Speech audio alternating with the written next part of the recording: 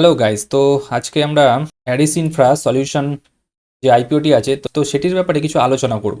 তো আইপিও কিন্তু আজকে ওপেন হয়ে গেছে, 18ই জুন আজকে ওপেন হয়েছে এবং থাকবে 20 তারিখ অবধি ওপেন থাকবে। তো এখানে আইপিও ইস্যু হচ্ছে 500 কোটি টাকার মতো এবং 2.2 করোড় শেয়ার, যেটা কিনা ইস্যু, ফ্রেশ ইস্যু, টোটালি কিন্তু ফ্রেশ ইস্যু। এটা কিন্তু ভালো করেছে কোম্পানি, যে টোটাল ফ্রেশ ইস্যু নিয়ে এসছে, যেটা কিনা কোম্পানির কাজে লাগবে। তো টেন্টেটিভ অ্যালটমেন্ট হচ্ছে 23 তারিখ, 23শে জুন অ্যালটমেন্ট, এবং ইনিশিয়াল রিফান্ডস হবে 24 তারিখ, পরের দিনই রিফান্ড হয়ে যাবে। এবং শেয়ার ডিম্যাট অ্যাকাউন্টে 24 তারিখেই দেখা যাবে। আর টেন্টেটিভ লিস্টিং ডেট হচ্ছে 25 তারিখে। 20 তারিখ বিকেল 5টার মধ্যে কিন্তু ইউপিআই ম্যান্ডেট কমপ্লিট করতে হবে। ঠিক আছে, কোম্পানি পুরো টোটালি ফ্রেশ ইস্যু জারি করেছে, তো ফ্রেশ ইস্যু টোটালি, এখানে কোনো রকম অফার ফর সেল থাকবে না এবং লিস্টিং হবে এনএসসি বিএসসি দুটোতেই লিস্টিং হবে। আচ্ছা, রিটেল পোর্শন কিন্তু 10% থাকছে। আর এবং রিটেল এক লটে মোটামুটি 67টা শেয়ার থাকবে, আর 14,874 টাকা লাগবে। আর ম্যাক্সিমাম 13 লট আমরা, রিটেল যারা আছে তারা ম্যাক্সিমাম 13 লট অ্যাপ্লাই করতে পারবে 13 লটের জন্য। তো 871টা শেয়ার থাকবে এবং 1,93,362 টাকা লাগবে তার জন্য, মোটামুটি 2 লাখ টাকার মধ্যে। ঠিক আছে, স্মল চেনাই 13 লটের ওপরে যেটা যাবে 14 লট থেকে তারা 2 লাখের ওপরে অ্যাপ্লাই করতে পারবে, এবং স্মল চেনাই যেটা আছে 10 লাখের মধ্যে অ্যাপ্লাই করতে পারবে। 4,489টা শেয়ার থাকবে, 9,96,558 টাকা লাগবে তার জন্য। এবং বিবেচনায় যারা আছে তাদের জন্য 68 লটের ওপরে যারা থাকবে তারা বিবেচনায় ক্যাটাগরিতে পড়বে। 10 লাখের ওপরে যারা লাগবে তারা বিবেচনায় মধ্যে পড়বে।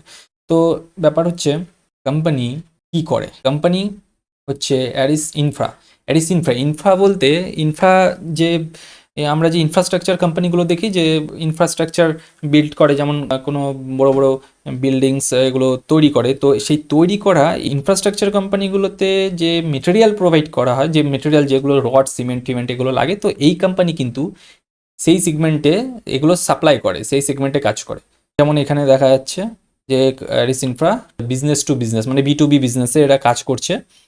ঠিক আছে, এরা কি কি সাপ্লাই করছে, যেমন জিআই পাইপ এগুলো স্টিলের, এমএস ওয়্যার এবং MSTMT বার, এগুলো সব ওপিসি বাল্ক সিমেন্ট এগুলো, এবং এছাড়াও আরও অন্যান্য জিনিস, মানে যে কনস্ট্রাকশন করতে গেলে যে মেটেরিয়ালগুলো কম্পোনেন্টগুলো দরকার আছে, তো এই কোম্পানি কিন্তু সেটি বড় বড় কোম্পানিকে সাপ্লাই করে।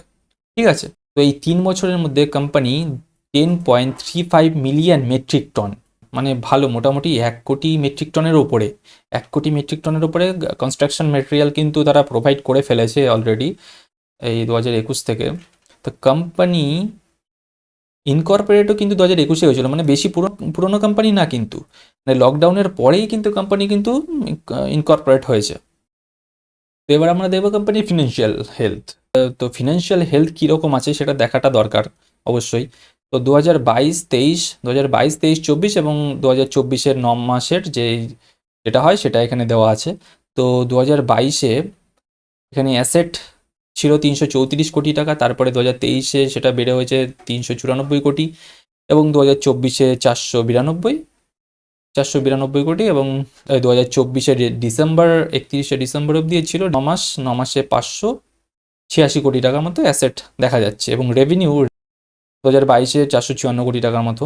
এবং তার পরের বছর অলমোস্ট 80%-এর ওপরে জাম্প করে গেছে। তো পরের বছর রেভিনিউ ছিল প্রায় 754 কোটি টাকা, এবং তার পরের বছর 2024-এ 702 কোটি টাকা, মানে মোটামুটি কিছুটা ফলিং এসছে। এবং তারপরে 2024-এর যে 9 মাস ছিল, সেই 9 মাসে কিন্তু অনেকটাই ফল করেছে। ঠিক আছে, রেভিনিউতে কিন্তু অনেকটাই ফল করেছে, তাও এখনও 3 মাসের ডেটা বাকি আছে, তা মোটামুটি দেখা যাক 700 কোটির আশেপাশেই থাকবে। কিন্তু সবচেয়ে বড় ব্যাপারটা হলো এখানে কিন্তু যে প্রফিট আফটার ট্যাক্স মানে প্যাট যেটা আছে, তো সেটা কিন্তু লাস্ট 3 বছর ধরে কিন্তু লসে চলছে। তা কোম্পানি কিন্তু লসে রান করছে। ঠিক আছে, নেই। তো কোম্পানি 2022-এ 6.5 কোটি টাকা মতো লস করেছে, 2023-এ 15 কোটি টাকা মতো লস করেছে, এবং 2024-এ 17 কোটি টাকা মতো লস করেছে। এবার লাস্ট যে 2024-এর 9 মাস ছিল, সেই 9 মাসে কোম্পানি 6.5 কোটি টাকা মতো প্রফিট দেখিয়েছে, কারণ আইপিও আসছে, দেখাতে তো হবেই। তো তো সেই 6.5 কোটি টাকা মতো 9 মাসে প্রফিট দেখিয়েছে এবং নেটওয়ার্ক মোটামুটি বাড়ছে। তো এখন রিজার্ভ যে সাপ্লাই আছে, সাপ্লাই আগে নেগেটিভে ছিল, নেগেটিভ থেকে লাস্ট 1-1.5 বছরে মোটামুটি এটা পজিটিভ এসছে।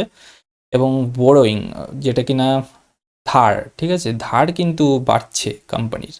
তো ধার কিন্তু এখানে দেখা যাচ্ছে প্রথমে 150 কোটির মতো ধার ছিল, তারপরে 220 কোটি হলো 2023-এ, 2024-এ 274 কোটির মতো, এবং 2025-এ এসে সেটি 322 কোটি টাকা মতো বোরোয়িং দেখাচ্ছে। তো এটা কিন্তু একটা নেগেটিভ সাইনের মধ্যে পড়ছে।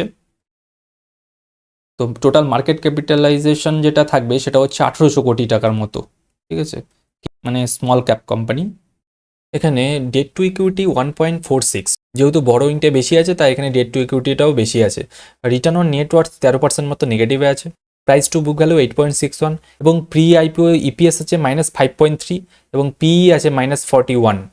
যেহেতু কোম্পানি লসে আছে তো এখানে দুটোই নেগেটিভ আছে। তো আইপিওর টাকা দিয়ে কোম্পানি কী কী করবে সেটা কিন্তু এখানে দেওয়া আছে। তো আইপিওর টাকা দিয়ে কোম্পানি রিপেমেন্ট মানে পেমেন্ট করবে, যে বড়োইং আছে সেখানে 204 কোটি টাকা ধার শোধ করবে আগে। যে ওয়ার্কিং ক্যাপিটাল রিকোয়ারমেন্ট আছে সেখানে কোম্পানি 177 কোটি টাকা ইনভেস্ট করবে এবং তো কোম্পানির সাবসিডিয়ারিতে ইনভেস্ট করবে 48 কোটি টাকা। তো এই গেল কোম্পানি আইপিওর টাকা দিয়ে কী কী করবে সেটা এখানে ক্লিয়ার মেনশন করা আছে। আচ্ছা, তো এখন আমরা দেখব কোম্পানির সাবস্ক্রিপশন ফিগার কি হয়েছে প্রথম দিনে। তো কিউআইবি কিন্তু এখনও পর্যন্ত সেরকম কিছু রেসপন্স দেখায়নি। তো কিউআইবি সাধারণত লাস্টের দিনই সাবস্ক্রাইব করে। তো বিগ এইচএনআই এবং স্মল এইচএনআই, বিগ এইচএনআই 0.14% আর স্মল এইচএনআই 0.3% ফিল করেছে এবং রিটেল ইনভেস্টর 1.09% দেখাচ্ছে এখানে টোটাল ফিল করেছে, কারণ রিটেল পোর্শন কিন্তু 10%, তাই সেই হিসেবে রিটেল কোটাটা কিন্তু ছোট, তাই এটা ফিল হয়ে গেছে।